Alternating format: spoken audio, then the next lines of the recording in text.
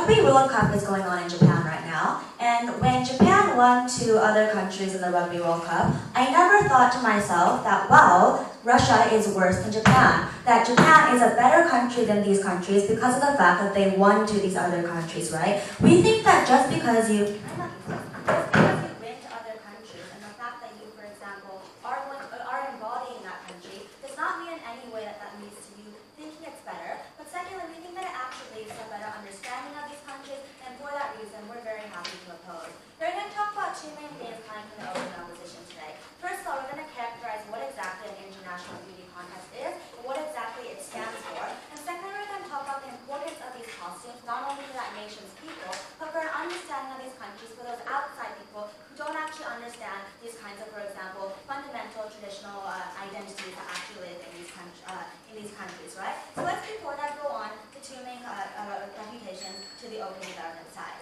First of all, we think that there's an inherent, very large problem in their case in the fact that they're saying it's okay for countries to compete against each other. It's just not okay for you to use culture in that way. We think that the very moment that you say that you can, for example, compare Japan and the United States as a country, which also represents a culture, economic ties, social ties, political ties, you are in that moment conceding that to some extent you can actually compare these kinds of things, and it's actually not something that is bad, right? Because what we're going to show you from opposition side today is the fact that these kind of competitions, yes, innately are competitions, but they're actually more like platforms to appreciate these kinds of like different ideas and identities. And we don't think the idea that just because it's a competition, it's a bad thing, is actually something very bad, right? But secondly, the idea of like pressure, because of the fact that there's a dominant person and a minority person, and the moment they wear costumes, someone's going to be pressurized to actually vote for like the non-majority, the minority or something like that, right? That's very weird, right? Because even if these people aren't wearing those costumes, they're still going to be, for example, representing like a minority country or a majority country, right? So even without those kind of costumes,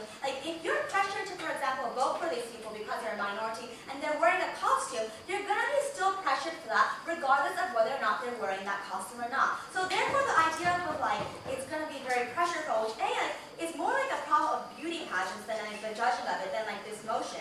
We think it's actually not something that will be solved by completely banishing these kinds of like these kinds of costumes. So let's go on to what exactly these international beauty contests are. Do you allow, for example, the competition which ranks the beauty of a certain sexual identity or religion and allow them to be national beauty? That's actually going to be talked to you by Mitsushi, so like wait for that.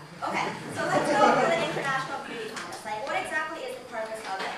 We think that unlike what, for example, Kazuma-kun was trying to talk about, we don't think that beauty contests purely for like the reason of beauty, right? They look at things like, for example, intelligence. They look at things like cultural knowledge. They look at things as how aware you are in the international sphere and how your country is positioned within it, right? So we think that we reject the idea of the fact that A is going to be commodified, but B, even if it is commodified, like commodification is a part of our society, and we think that considering the fact it's going to be seen in a more meta picture, it is actually not as harmful as they put it. So what exactly is going to be the costumes impact, and how are these costumes exactly worn? Because we don't think that there was a very good characterization as to why these countries choose these certain kind of costumes, and in what like reason that they are worn in these places, right? Because these countries don't usually choose like majority like UGG boots or something like that. They actually go back to the very roots of that country and understanding that culture. So we think that the reason that these costumes are actually chosen is because of the fact that they're standing as an ambassador of that country and an understanding of like the deeper roots of it. But secondly, we think it stands for a national pride, right? When you're wearing, for example, like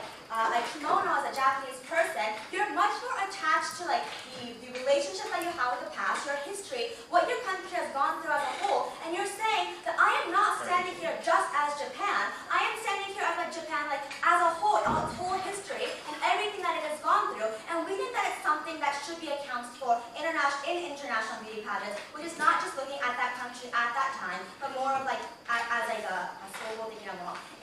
Secondly, what exactly does this mean for these countries' people? We think that there's two main things that's going to happen, right? First of all, for the countries' people who like you're actually being represented by these costumes, we think it will lead to a sense of national pride. Understand the fact that yes, maybe like for example, like you're not the dominant kind of people. People aren't wearing your costumes or your clothes every single day, you are still an integral part of, for example, Japan or Australia, right? But furthermore, we think that even if you are, for example, not a minority, there's two main cases for this, right? One, you're aware of these people, and now you have this like re-awareness of the fact that, for example, this is a large and integral part of your ethnicity and of your country, right? But second, even if you do not know about these kinds of these cultures, this is giving you a chance to actually understand them even more. Now, why is this so important? And this is actually like the main impact of why it's important to have this in an international beauty contest, right? So most of these kinds of talks about, for example, culture, and for example, like what culture was at the very beginning,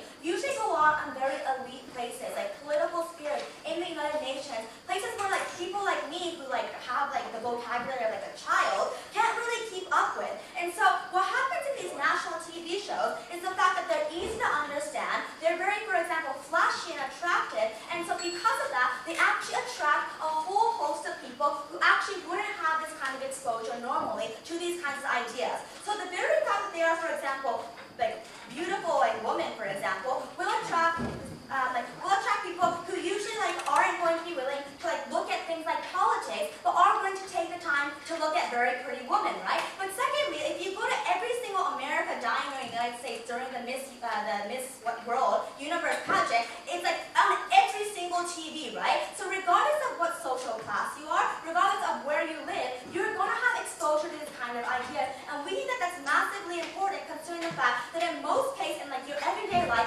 you're not going to be able to come across these people. You're not going to be able to come across the fact that there are different cultures and the fact that your culture roots in something that it is not today, right? And for that reason, we think that this leads to a better understanding as a whole, that leads to political movements, and we think that once there is political movements within that country to actually integrate those kinds of those initial people, we